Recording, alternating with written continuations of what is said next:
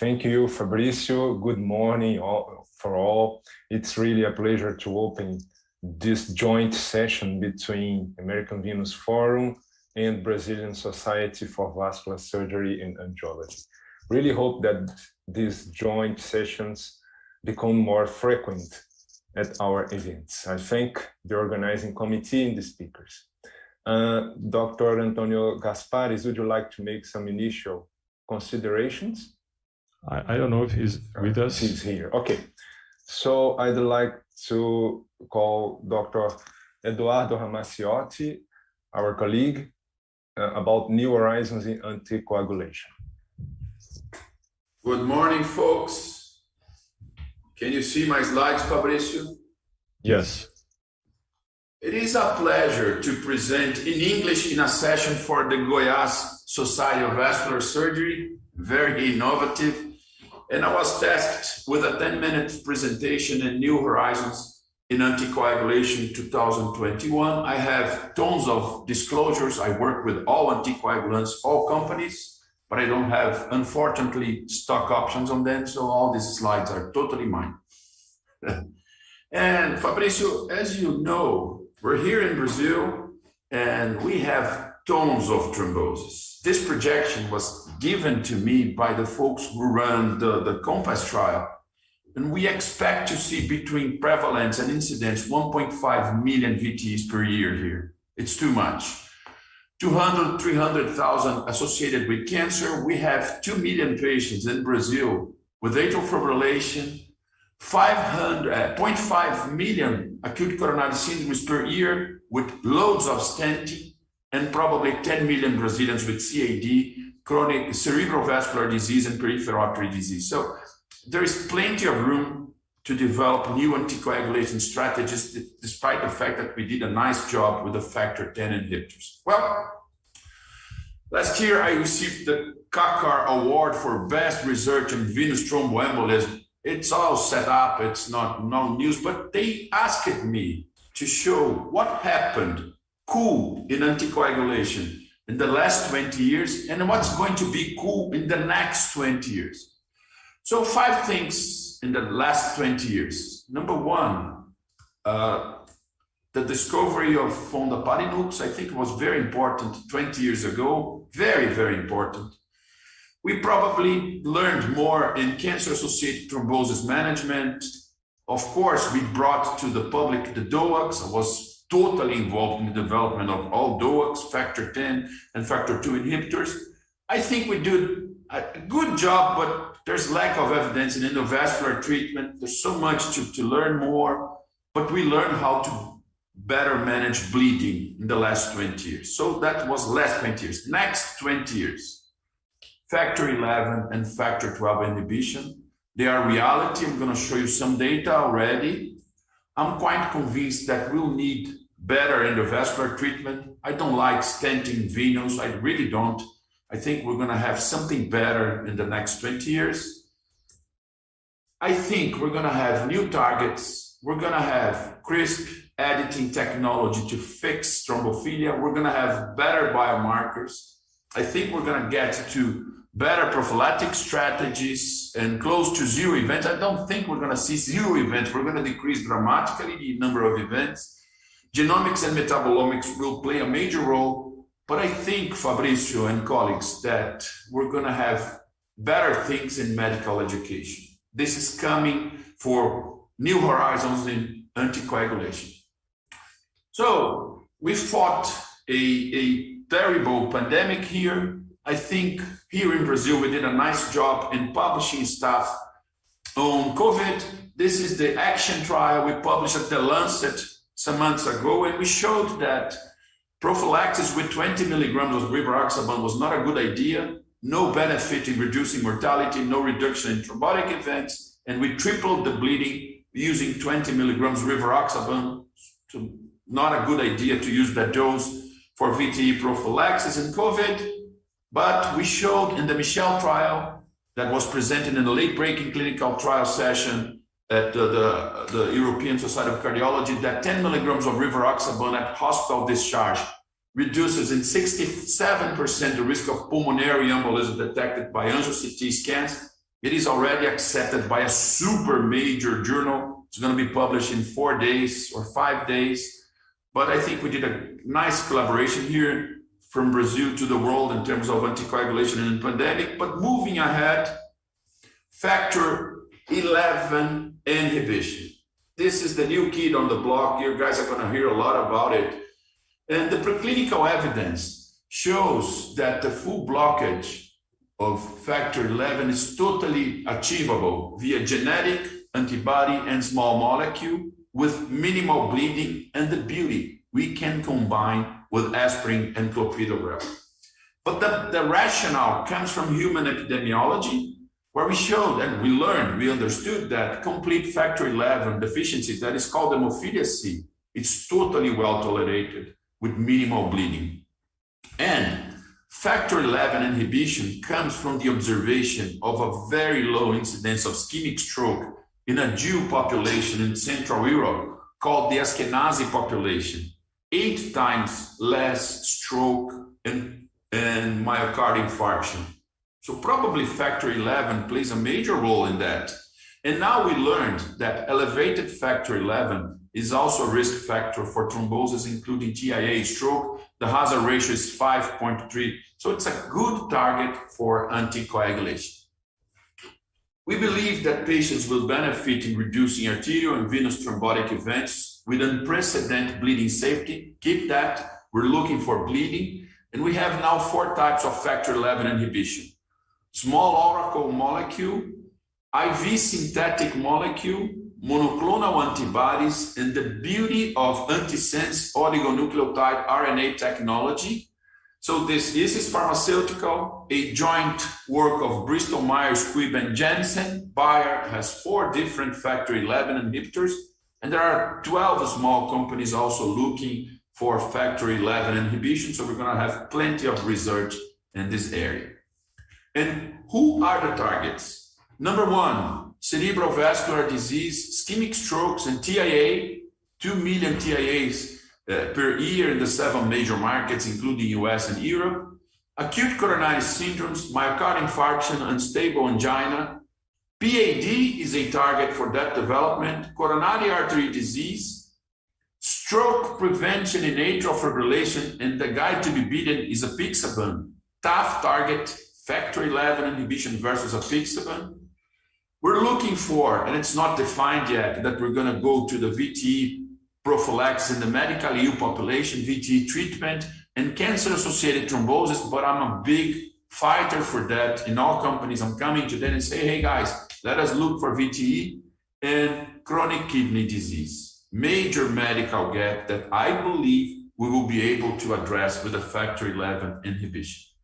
We're now running a big phase 2 study. We're running here in Brazil. I'm part of this study. We're testing different doses of factor 11 inhibition for post-stroke and molecular stroke in the axiomatic program. Very tough trial to enroll.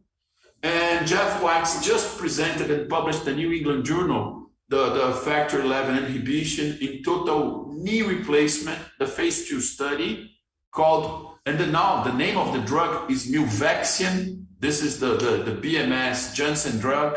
It's oral small molecule. Jeff White's just published at the New England Journal the phase 2 studies, and look at the incidence of DVT of ascending dose, and I think the 200 dose is the beautiful one in comparison to enoxaparin with very nice bleeding profile. So first studies in the factor 11 phase 2 already published, New England Journal, and also Jeff White's presented the monoclonal antibody from Bayer, same results in the knee replacement. Remember this name, abelacimab. It's a monoclonal antibody versus factor 11. We're going to be part of all these studies, and I think exciting times post-pandemic to study anticoagulation. So my final comments to finish my presentation right on time, Fabrizio. Factor 10 and factor 2 inhibition has been validated with very nice profile in stroke prevention, atrial fibrillation, VTE management, CAD, PAD, and cancer-associated thrombosis with nice results. But bleeding is a particular issue, particularly on the stroke setting. So factor 11 might be a super blaster mega new alternative for treatment in thrombosis, and a massive phase 3 is planned as long as we succeeded in these 2 phase 2 studies. We already succeeded in the VT prevention and total knee replacement. I'm pretty looking forward to finish the stroke phase 2 study to move ahead with all these massive trials.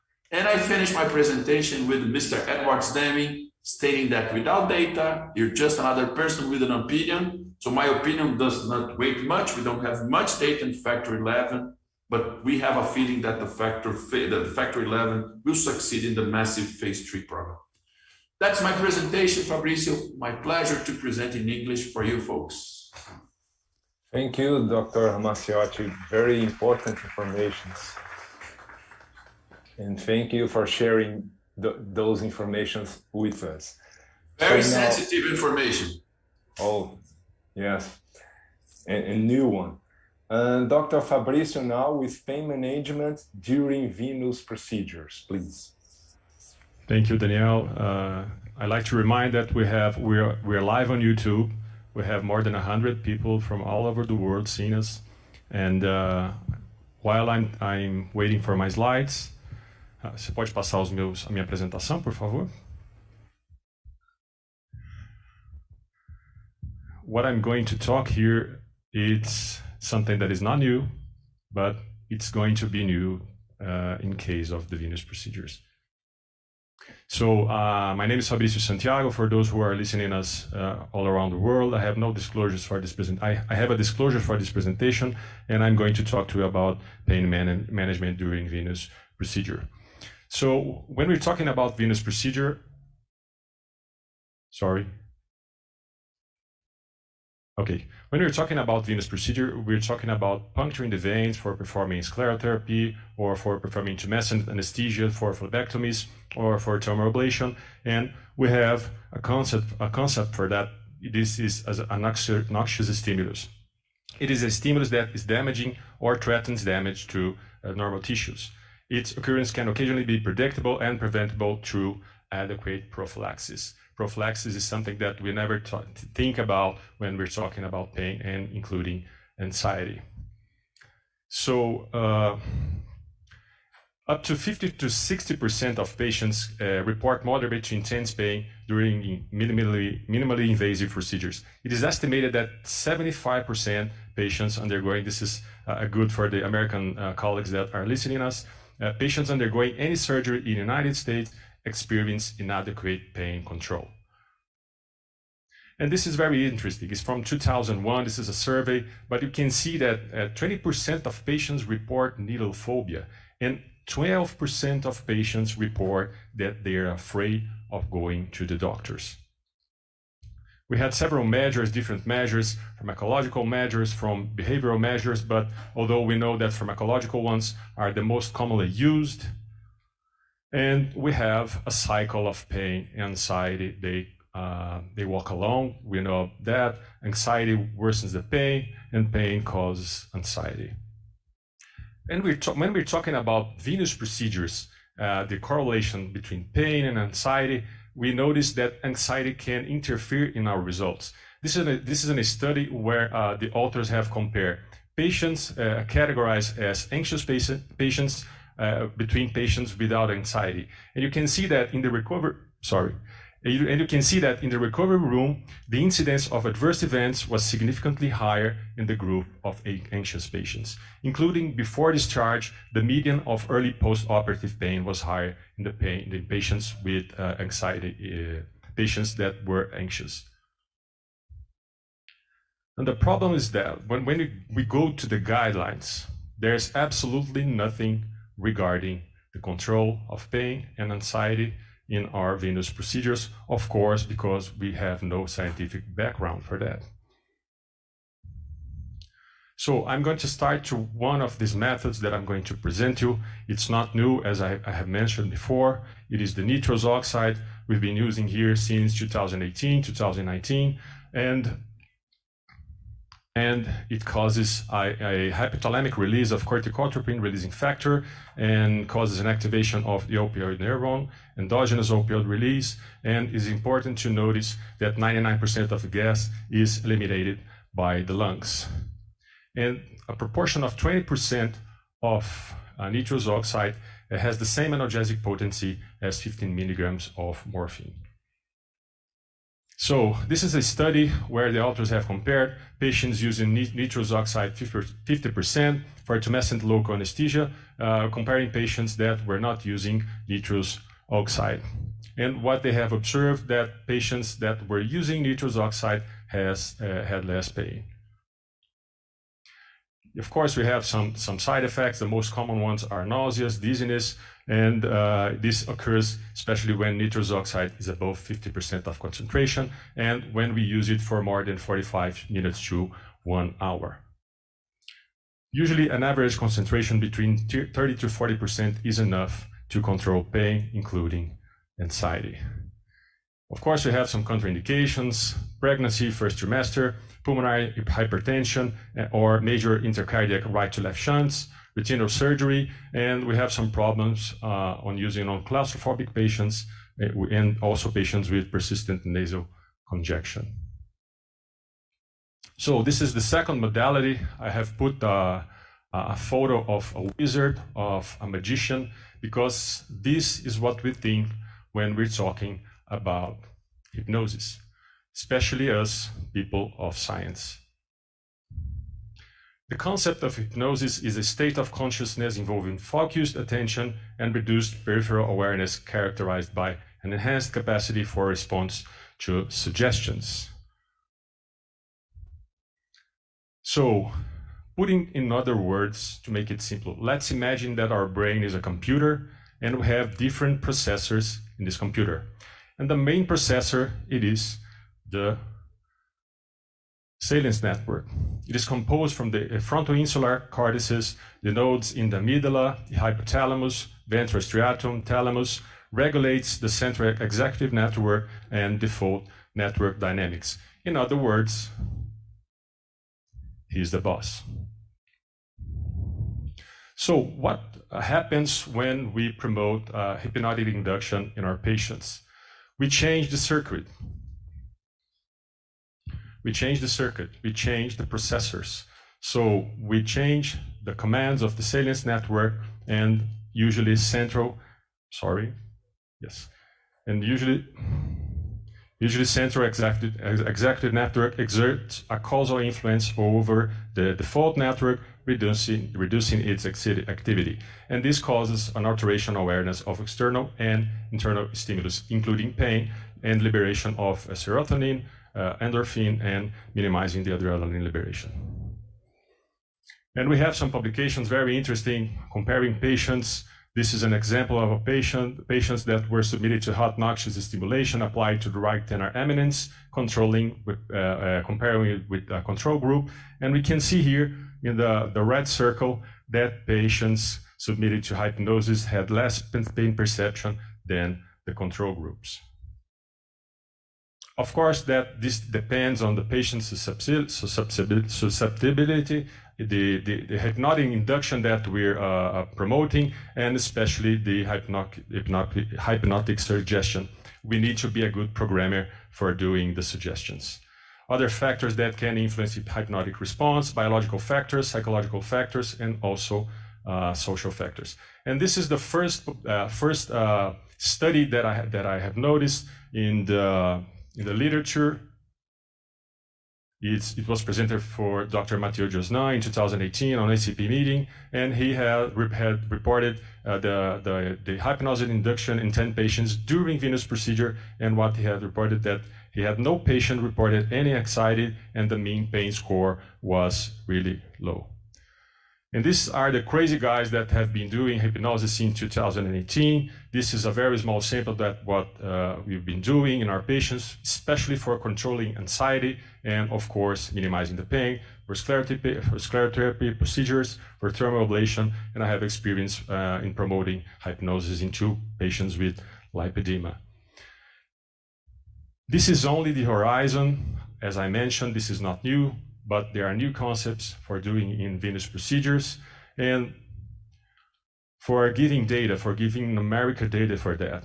We are preparing a multicentric retrospective analysis of nitrous oxide during venous procedures, and also a randomized control trial for comparative sclerotherapy procedures with and without hypnosis. Thank you. Thank you for your presentation, Dr. Fabricio. Very interesting data too, and it's valuable to see these new concepts.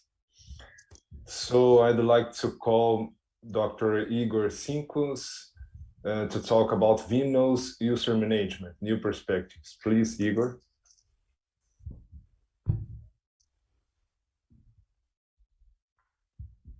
Hello, Daniel. Everything good? Can you see my presentation? Yes. Okay.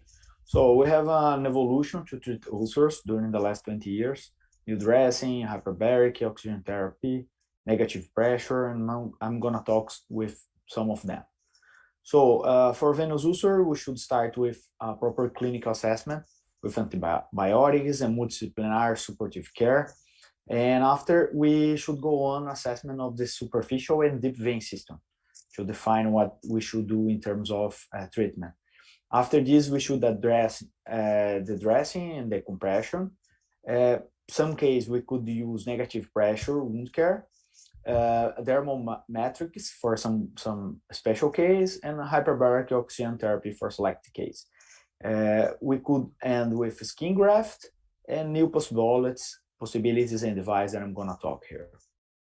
So the first one is the clinical assessment. We should always take care of the deep vein system, especially in patients with history of thromboembolic disease, or you have long-term ulcers like this case, an 80-year-old female for ulcer for 20 years. She had only femoral pulse. We do arterial angioplasty. After this, the Bridman, negative pressure, and we evaluate the deep vein system that she had a compression, a post-thrombotic syndrome that she was never diagnosed before, and we perform an phlebography and IVOS, and we go on with balloon angioplasty and then stenting.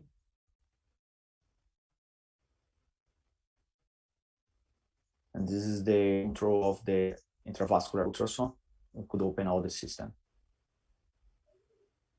Angiotomography, control, and the ulcer is healed after 15 months.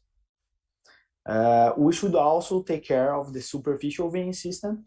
Once you know you don't have an obstruction in the deep vein system, you should go and treat the superficial vein system. The American Venous Forum, the guideline SVS, we recommend the use of thermoablation during the convalescence and less pain and morbidity. The Brazilian Society, it makes equal surgery and ablation, but we do prefer ablation. This is another example, a 64-year-old man, HIV positive, 2 years of ulceration, was infected. We initiate the IV antibiotics and thermoablation of the saphenous vein. After a negative pressure wound care, and the patient could do a skin graft in less than 15 days. Also, is important to talk about venous ulcer related to proper dressing and compression. Dressing is too much for me to talk about now, but I'm gonna talk about the compression. We published this VERT trial in phlebology last year, University of São Paulo. We do a prospective study, randomized patients for compression alone and radiofrequency ablation of saphenous and perforator veins, plus compression, 2 groups. The healing rate, the velocity of ulcer healing was higher for the ablation, but in both cases, with proper compression, we could have healing in the end of two years. But the recurrence was much higher with the compression alone than with the radiofrequency. This is the clinic severity score that in both cases, it has lower. And the primary close rate in 1 month follow-up faster for radiofrequency.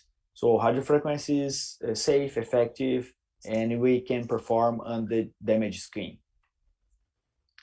Now we have these three topics: negative pressure, dermal metrics, and hyperbaric oxygen therapy. I'm gonna show one case.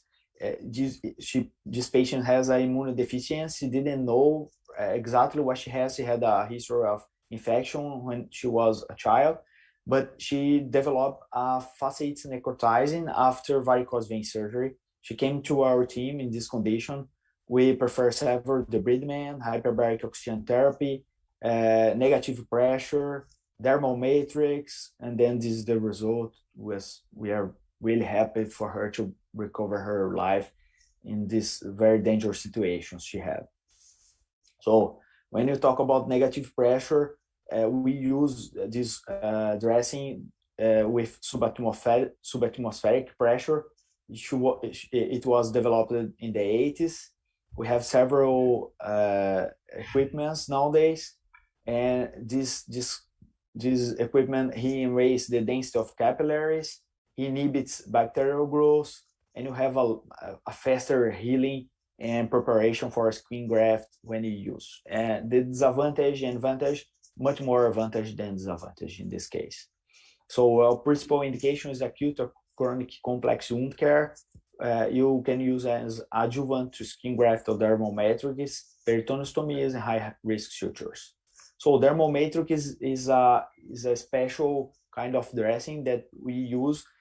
He has a top layer with a silicone sheet, but he has a matrix of collagen and glycosaminoglycans that came from tendons of bulls, and he provides a neovascularization, and you can have a better skin graft, and you don't lose the flexibility of the leg. So it's very important in our specialty using in ankle ulcers.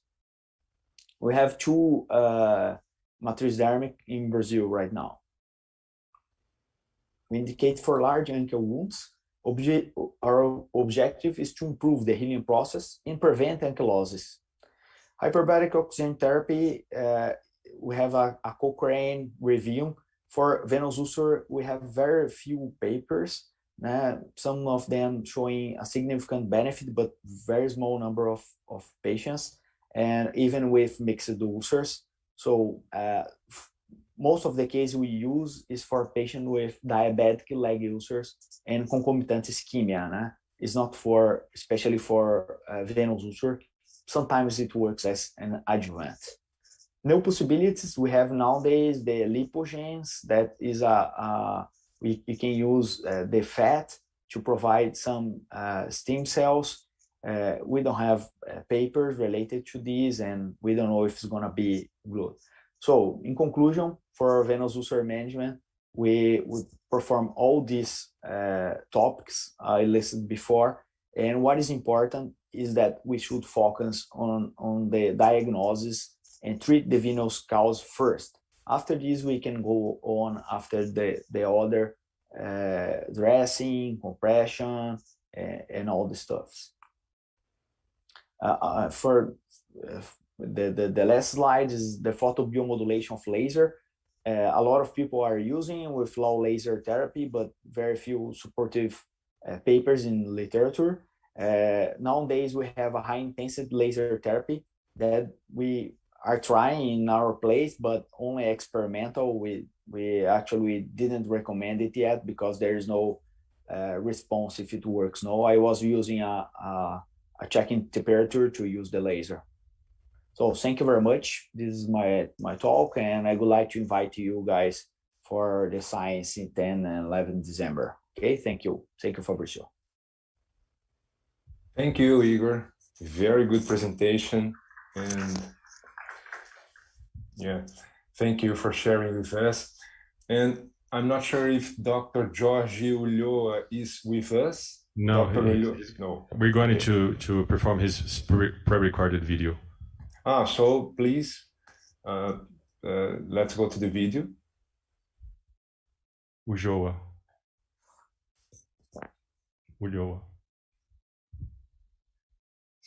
Of the Encontro Goiano de Angiologia Cerebrovascular e Endovascular, particularly Dr. Fabrizio Santiago, my dear friend, for the kind invitation.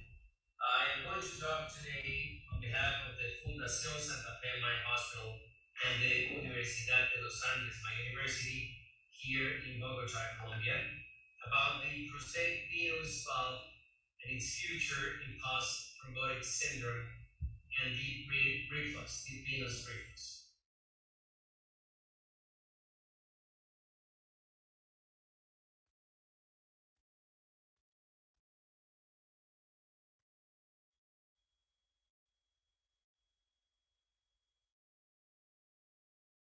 Chronic venous insufficiency is increasing due to the amount of population that is becoming obese and sedentarism, which is another pandemic we are facing. CVI impacts the patient's quality of life in a very, very certain way. Current treatments that we have today are surgical, very shy approaches, and elastocompressive therapy that are, after all, very poor results for these kind of patients. So we came with the idea of this data valve, which is a system of a monocost porcine aortic valve that is composed of a section of aorta and a porcine mitral valve. The vena valve is supported by a rigid stainless steel that in its first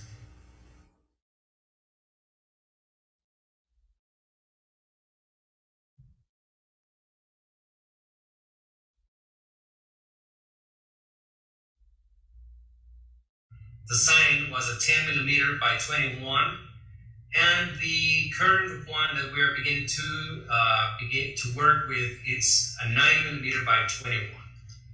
Of course, we did all the previous in vitro designs with dye injection tests to watch how it was washed out completely after opening and closing, and the particle image velocimetry that shows the flow undisturbed and how it behaves under certain stress conditions for this kind of motor.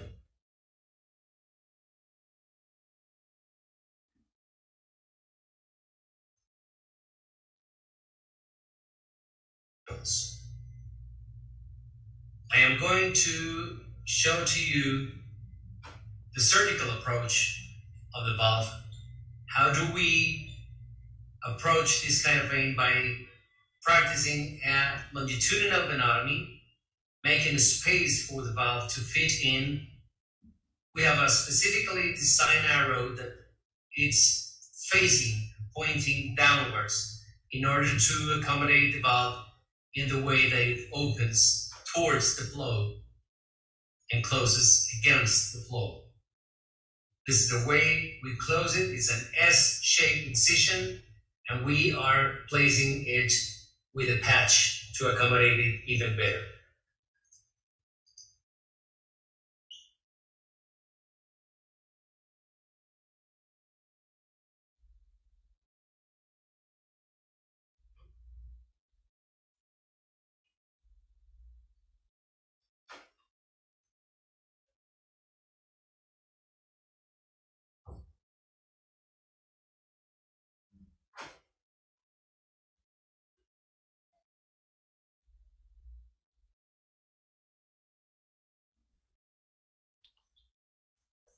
Okay. I think the video is done, isn't it, Fabrizio? All procedures are done surgical under spinal anesthesia. Of course, the exposure of the femoral vein is done at the mid-thigh region, and the closure of it is performed with the patch and praline suture. Our results were presented at the 6-month trial at Journal of Vascular Surgery. You guys know it and read it. And the 12-month follow-up was presented at the Charing Cross meeting. And the 2 years follow-up was presented a few weeks ago at San Diego meeting at SBS with our results that came from 11 patients on the first phase, the first year, to 8 patients in the second year. We lost 1 patient in follow-up. We have 1 patient reluctant to come to the follow-up visits due to COVID conditions of the hospital. And the third patient just passed away due to non-related comorbidities. And the inclusion criteria, the patient criteria, we are operating on patients with deep reflux, 1 second or more of inverse reflux, valvular incompetence. Most, if not all of them in our study were secondary to post-thrombotic syndrome. We included C5s and C6 with the ability to walk unassisted, a decent ABI, and a low BMI. We had those patients needed no hospitalization, a fast wound healing, and no adverse events between 1 and 2 years of the follow-up. Even though the study is not a study to measure how fast we close an ulcer, this is one of the most important aspects that the patients feel, the way and the speed the ulcer heals after surgery. The 2-year follow-up showed an average reflux decrease in 63%, an average improvement in VCSS in 60%, and an average improvement in pain in 93%. We're moving towards the pivotal trial after the first in human that was performed in our hands in Colombia to the EGACVE trial that is going to take place in the United States, including 75 patients in up to 20 sites. We are going to go one step below in the C classification by including patients C4Bs and above. And we just performed the first case in the United States 2 weeks ago. Centers that will follow up, Cincinnati in the hands of Pat Mugg, you see him in the picture, and Tucson, Arizona in the hands of Luis Leon. Before concluding it, I want to thank Dr. Mark Lakeman for his help, support, and continuous improvements of this valve. And the conclusion is that the vena valve appears to be safe, no ulcer recurrence with an adequate wound healing, a 60% average improvement in VCSS, a 63% average improvement in reflux, and a 93% improvement in VAS. The 2-year results are without adverse events. In those 6 minutes and 43 seconds, I would like to thank all the team and organizers of the Goiânia meeting, and I hope to see you guys next year to share a very nice caipirinha with you. Thank you very much for the kind invitation. Hi, everybody. I thank the organizers of the... Okay, great video. Thank you, Dr. Ulloa. And maybe it's really a solution for deep venous reflux.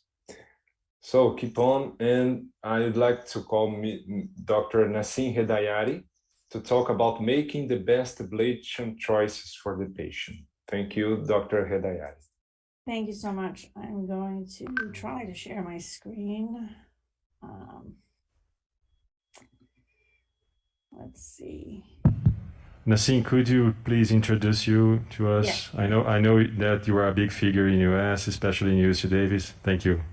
I don't know about a big figure, but thank you. I am delighted to be here. I'm a vascular surgeon at the University of California, Davis in Sacramento. I wanted to thank the Brazilian Society for Vascular Surgery and the American Venous Forum for allowing me to be here. And it's wonderful to be here, and I've enjoyed this session so far. And happy Thanksgiving, 2 days after Thanksgiving, actually, here in the States. But thank you so much for having me. Can you guys see my slides? Yes. Unfortunately, I have no financial disclosures.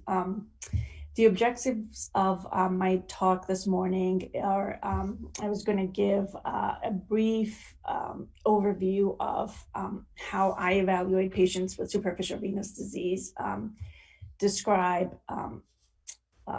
the type of treatments for each patient based on their anatomy, and some of the lessons I've learned over the years about how I kind of approach these patients. Let's see. So in general, most of the patients I see have C2 to C6 disease. I get a pretty good history and physical, like most of us do, obviously, and we get an ultrasound to look for reflux disease. About 20 to 30% of the patients that I've seen in my clinic have had some prior intervention done. They've either had ligation, stripping, or partial radiofrequency ablation, ultrasound-guided foam ablation in the past. So in addition to the reflex exam that we get, our technologists are really good, and they usually do a diagram kind of showing us whether the GSV or the accessory are sort of straight or tortuous, and that kind of helps me decide kind of what kind of modality I'm going to use.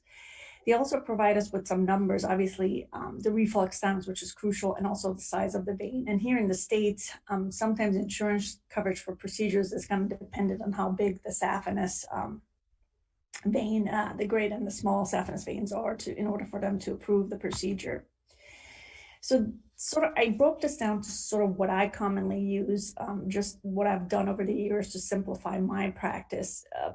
For straightforward GSV and SSVs that are straight, I use RFA. This doesn't take very long. Patients tolerate tumescent, as Dr. Santiago said. Some people do have needle phobias. So sometimes I use lidocaine spray for those patients that need a little extra help, and we use a little Valium. Sometimes for our patients, we do these in our clinic.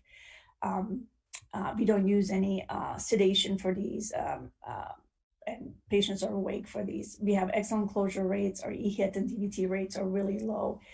If they're afraid of needles, VenaSeal is a good option, sometimes Varithena, and I'll talk about when I use those. The only drawback with VenaSeal for us is that sometimes for some of the insurance companies, it's still considered experimental, even though it has FDA approval. So these are sort of my go-tos. I use RFA. We have laser in our clinic. I've used it a couple of times, but I don't use it very often. I think I get good results with RFA. Only one of my partners uses laser. Everybody else pretty much uses RFA. Varithena foam ablation, VenaSeal, and then I do phlebectomy and sclerotherapy in clinic as well. And then we've sort of standardized our follow-up too for RFA and VenaSeal. We follow them in 3 days with an ultrasound. For Varithena, I see him in a week.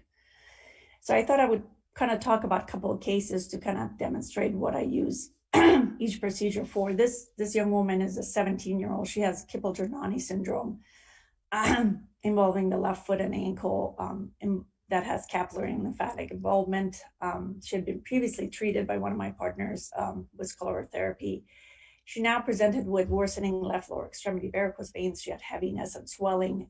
She had been very compliant with compression hose and had some improvement of symptoms. She had some discoloration, which you may be able to appreciate in the picture. She had some slight size discrepancy and prominent varicosities. She had a reflux that demonstrated a GSV that had significant reflux, and she had a large thigh perforated that had 7.3 seconds of reflux, and it was fairly large. She had multiple tributary veins that connected to that perforated vein as well. I chose to treat her actually with VenaSeal because I also wanted to close that perforator.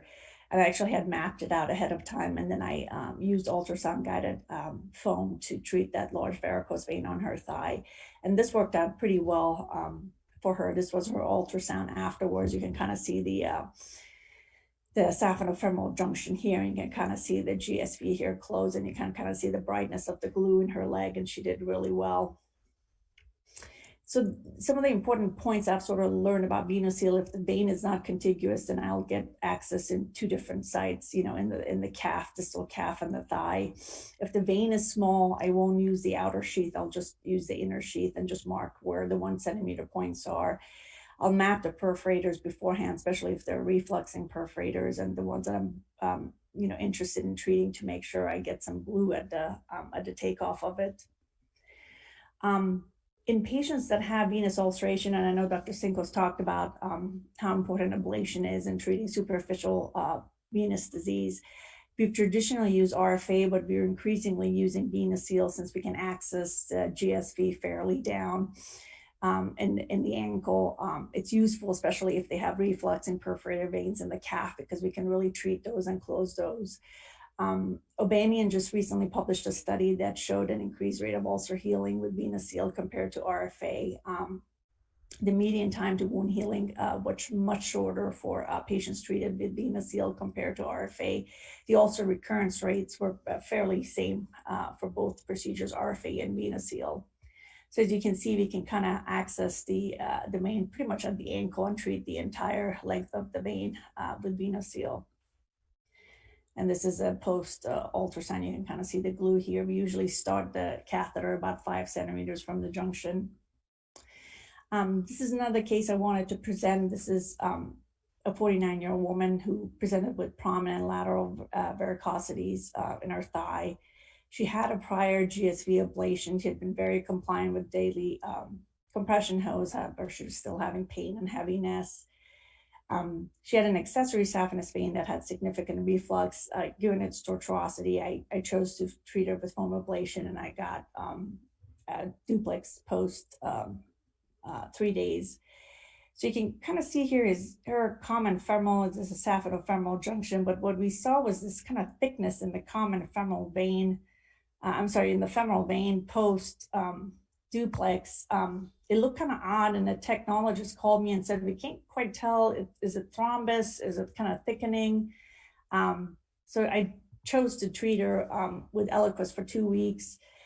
Repeated the ultrasound, it looked exactly the same. So I chose to just, after that 2 weeks, I stopped her anticoagulation. She was asymptomatic and she did well. So this was one of our early on experiences. We had kind of followed all the guidelines in terms of putting her in Trendelenburg, the compression of the junctions. Once we saw the foam come about 5 centimeters from the saphenofemoral junction. So this is one of the odd things that we had kind of seen early on, but since then we haven't had any issues with any DVTs or any thickening of the walls. So these are the lessons I've learned about Varithena. This is what I actually use Varithena for, and I know everybody's practice is a bit different. I use it primarily for tortuous GSVs and accessory saphenous vein. I think it's good for remnant GSVs if they've had a previous ligation. I always map out the perforators in the thigh and the calf so I can manually put digit pressure over when I inject. I have the patients do repeated dorsiflexion and plantar flexion when I'm injecting so that I can have an increased venous return in the deep system. I do the ultrasound 1 week after the procedure. I do counsel the patient that if they have, they may have some superficial vein thrombosis, especially if you get some of that foam into the superficial veins, and that it will pigment sometimes, especially in the darker skin patients. It's going to take some time to fade. Pre-injecting the vein with saline sometimes does help, but they need to know that they will get some pigmentation from the superficial veins getting some Varithena in it. Jimenez just recently published their experience at UCLA, and they did have an incidence of about 15% of post-op pain and superficial thrombophlebitis. So I think it's important for patients to know that. So this is what I use Varithena for primarily. I do a handful of concomitant phlebectomies when I'm doing GSV and SSV disease. I don't use Varithena or foam sclerotherapy for the large veins. I do use Tumescent, obviously, when I do these. I typically stage my phlebectomies because I think if you wait a couple months, these veins usually typically get smaller and they don't need as many stabs.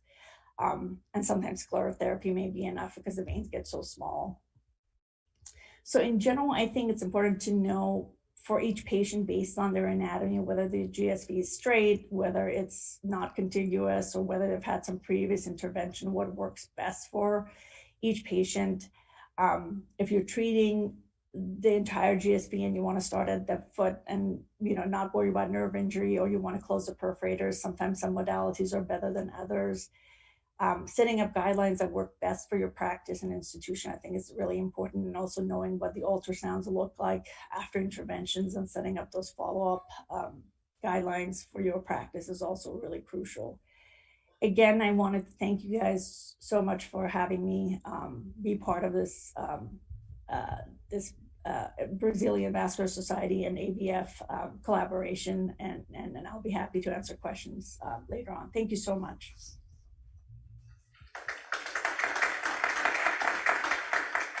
Thank you, Dr. Hedayati. And important considerations on pigmentations and phlebectomy 1 or 2 months, 3 months after. We have important things to discuss. So the next speech, Dr. Bill Marston, about venous stenting, please. Bill, are you with us? I saw him here. Yes. Would you like to us to present your video, or are you going to do it live? The video would be best, just because my internet connection is a little unstable. Thank you. I'll be here for questions afterwards. Okay. My name is Bill Marston. I'm a vascular surgeon at University of North Carolina and the president-elect for the American Venous Forum. It's a real pleasure to participate in this joint session. I've been assigned the topic of venous stenting 101. So with venous stenting, we are attempting to address areas of venous outflow obstruction. This would be in the common femoral vein, external iliac, common iliac vein, and the inferior vena cava typically. We generally don't stent segments below the common femoral vein. As you get into patients with more complex venous disease, such as CAP class 4 and leg ulceration, the incidence of iliac vein obstruction is quite high. This is a study published by our group in the Journal of Vascular Surgery, in which we found that a high proportion of patients on CT or MR had significant obstruction with recalcitrant leg ulcers. This was almost a quarter of patients having greater than 80% of obstruction, and just over a third, more than 50% obstruction of these outflow segments. And there's a real spectrum of venous obstruction in our patients. This goes from just simple compression of the iliac confluence by the iliac artery, or sometimes the aorta compressing the iliac vein, to complete obstruction of the entire outflow segment, usually in a post-thrombotic patient who has had complete thrombosis of the entire outflow tract. And these are very different types of patients to manage. For the purpose of this talk, I'm going to really focus more on the post-thrombotic cases, as they are more complex and require a different type of intervention than patients with non-thrombotic compressive lesions. There have been classification systems developed to describe the types of venous obstruction. This is one described by Crowner et al., in which stenotic lesions are type 1 or type 2, depending on their length, and complete obstructions are type 3 or type 4, again, depending on the length of obstruction. And the type 3s and 4s are more difficult to treat and have more failures after treatment than the type 1s and 2s. So this would be a typical patient that we see frequently in our wound clinic, a 52-year-old male with a long history of multiple DVTs and leg ulceration, protein deficiency, and is having a lot of problems due to the leg ulcer pictured on his left leg. Our diagnostics in the ultrasound lab identified reflux in the deep and superficial systems. But also, the most important thing was this lack of phasicity in the common femoral vein waveform. So a normal signal, as we know, would show normal respiratory variation and augmentation. But in a patient who has venous outflow obstruction, you see more of a flatline waveform without the variability of a normal waveform. And this is highly suggestive that there is obstruction of the outflow segments in the pelvis. You can also confirm findings on CT scan or MR, looking at the iliac vein as it passes deep to the iliac artery to join the vena cava. And we often do this for confirmation and to plan surgical procedures. And I think this is really a key point, that particularly for the occluded iliac veins in post-thrombotic patients, you really have to plan these cases like an arterial vascular reconstruction or repair of an aortic aneurysm. It's all about getting good inflow from below the obstructive lesion, looking at the femoral vein and the profunda femoral vein, and then having a good strategy to cross the obstruction, and then to manage the entire obstructive length with stents, including the iliac confluence. We do quite detailed mapping of the venous inflow using ultrasound to look at the flow through the femoral vein, the profunda femoral vein, and the common femoral vein. We want to make sure we have good flow through one of the two vessels into the common femoral vein, because if you don't, there's a high rate of recurrent thrombosis after stenting. We also do 3D CT guidance, just like we do in aneurysms like this, to look at centerline imaging and to get a track for reopening a chronically occluded iliac vein. These guidance systems can be very helpful to shorten the time of the procedure and reduce radiation exposure. There are many access options. You can go directly into the femoral vein here in the mid-thigh, which you obviously don't do in arterial cases, but it's acceptable to access here. You don't want to access in the common femoral vein for a post-thrombotic lesion, because you often have to stent down into the common femoral vein itself. Also very acceptable to access the popliteal vein in the prone position, so you can look at the entire femoral vein and profunda femoral as well. And this is my preferred access route for the majority of these patients. Although it must be said, sometimes we do access in both one of these veins and the jugular vein, so we can work from both ends on a difficult recanalization case. Traversing the obstruction can be challenging if it's a completely occluded iliac vein. And so you have to be patient, take your time. We have to explore numerous pathways.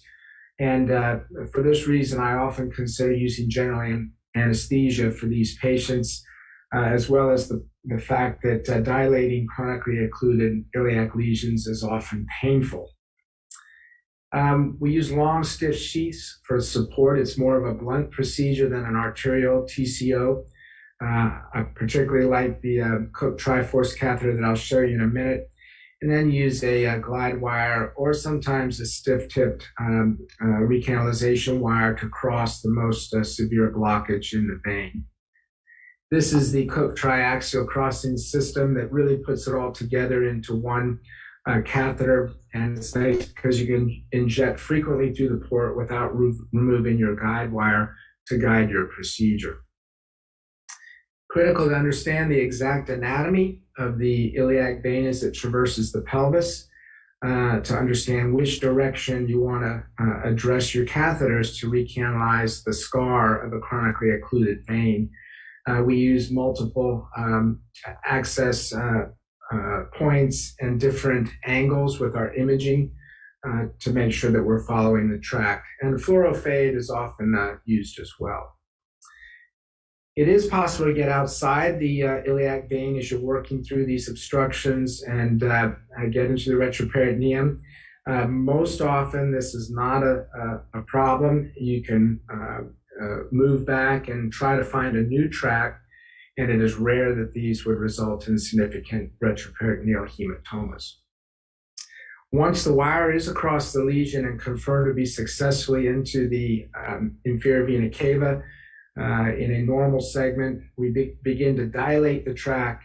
This is done initially with a small balloon, 4 to 5 millimeters, to be sure that you're in the correct space. You don't want to dilate initially with a 12 or 14 millimeter balloon until you've confirmed that you're in the iliac vein throughout the course of your recanalization. Then you can stretch with larger balloons and to gradually get the track up to the size where you can begin to stent. We use IVUS on all of these cases to examine the inner lumen to look for the begin and the end of the disease segments. And it's critical to stent from healthy vein to healthy vein. This shows the IVUS in place, finding the proximal area of normal vein, and it will do pull downs until we get to normal vein below the venous obstruction. So very similar to an arterial case, good inflow, good outflow, good conduit. Then there's some critical things with the stents itself. I'm not going to talk about the different stents available. This is in evolution right now with some of the newer nitinol stents and the classic wall stent. But I think it's important to oversize, but only by a little bit compared to the normal vein. If you have a chronically occluded tract, we typically go by what the normal size typically is. Pre and post dilate with high pressure balloons, you want to get as much lumen size as you can at this initial procedure. Overlap the stents, 2 to 4 centimeters if it's a wall stent, at least 1 centimeter for a nitinol stent. And you want to avoid doing your overlap at the inguinal ligament, as that can increase the risk of stent fractures. So if you're going to overlap the stent, much better do it in the external iliac vein proximal to the inguinal ligament. And then again, full dilation of the outflow tract. We'd like to see the common femoral and the external to at least 12 millimeter diameter in most patients, and 16 millimeters for the common iliac vein. For some patients, it may be difficult to achieve this, but using high pressure balloons get it as large as possible with the stents used. After the procedure, anticoagulation is very important for these chronic occlusions. If a patient is a non-post-thrombotic, I think antiplatelet therapy is adequate, but different strategies have been used and there's not good data to compare them yet. For chronic occlusions, we would recommend low molecular weight heparin for the first 3 to 4 weeks, and then anticoagulation for at least 6 months. What are the patency rates after these procedures? For non-thrombotic lesions, they're excellent. This is from one of the venous stent trials recently reported, over 96% primarily patent at 3 years. Post-thrombotics, primary patency is not as good, 64% at 3 years. But with reintervention, the secondary patency can achieve approximately 90%, as was done in this trial. So in summary, these patients with iliac obstruction are common in complex venous disease, and it severely affects quality of life, causing ulceration and other significant symptoms. We can generally intervene to reopen these. Specific tool set and techniques are required, as well as careful planning and conduct of the procedure. Thanks for your attention. It's been a real pleasure to participate in this joint session.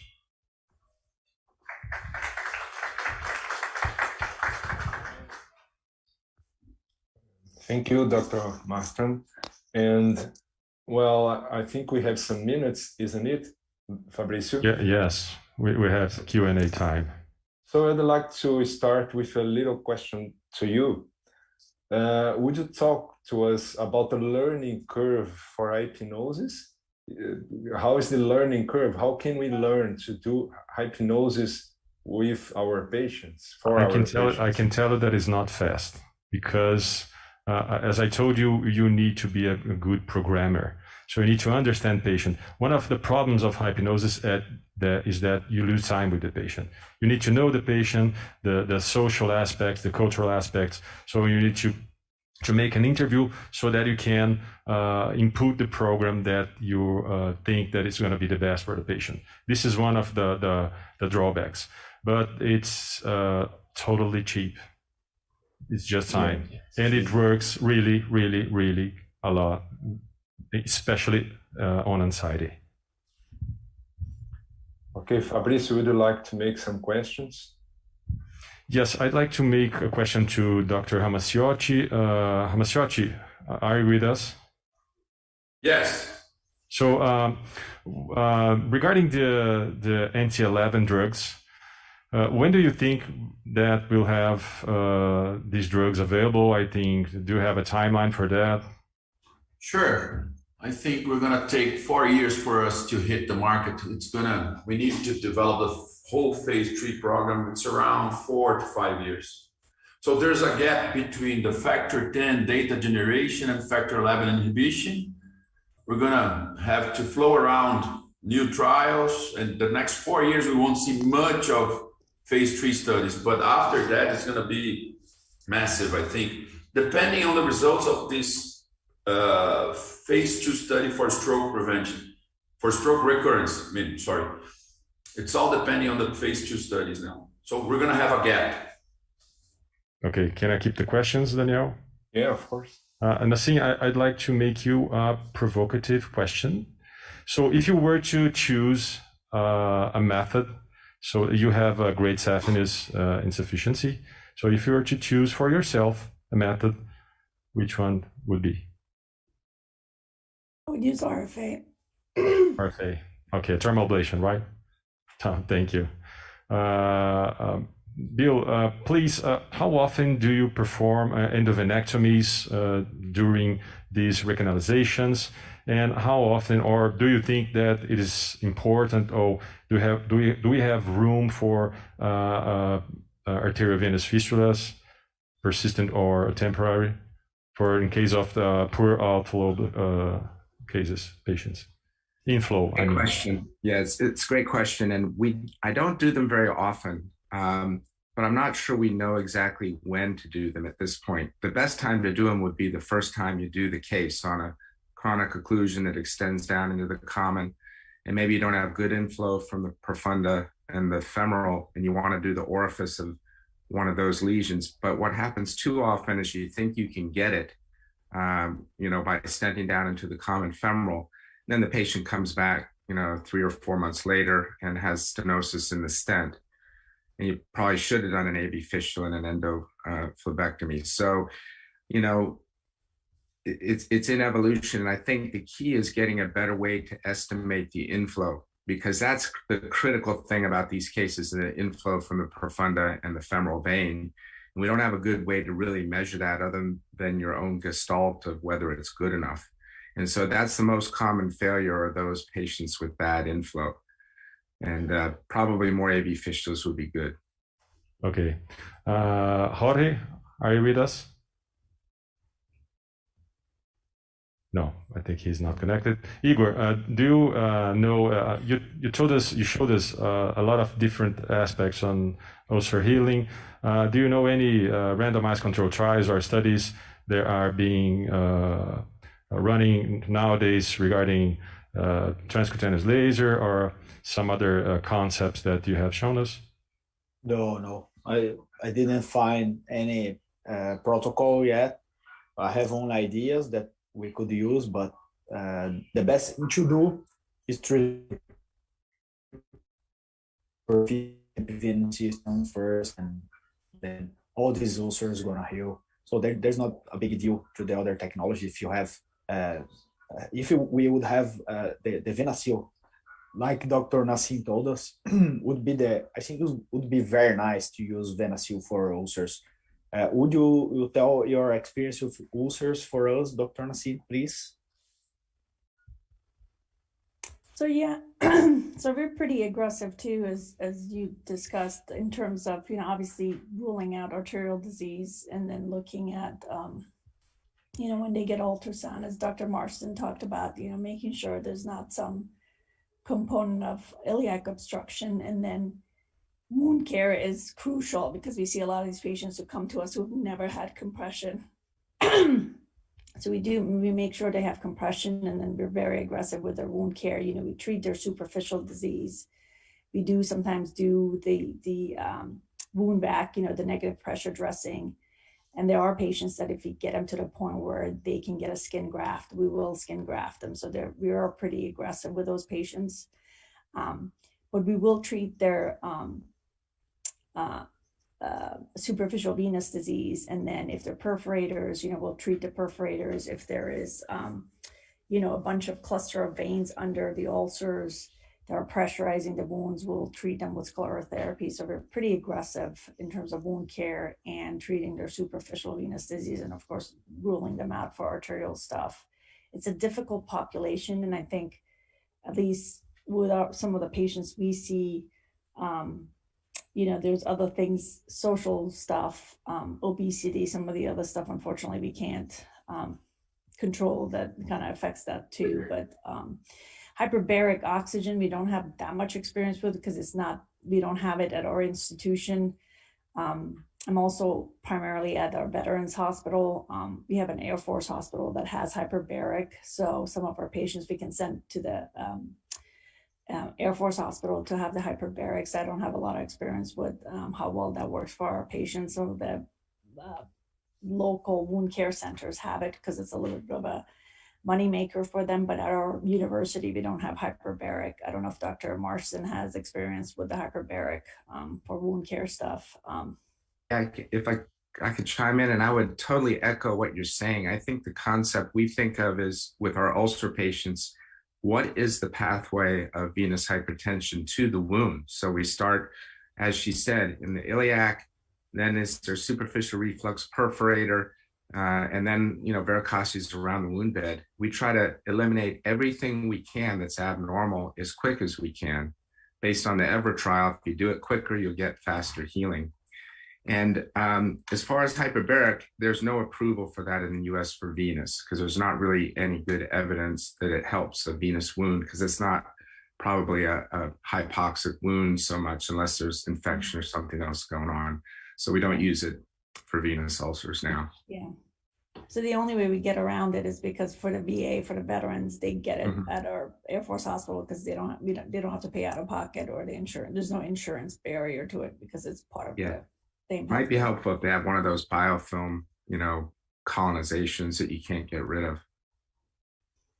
Okay, thank you. Is Tony with us?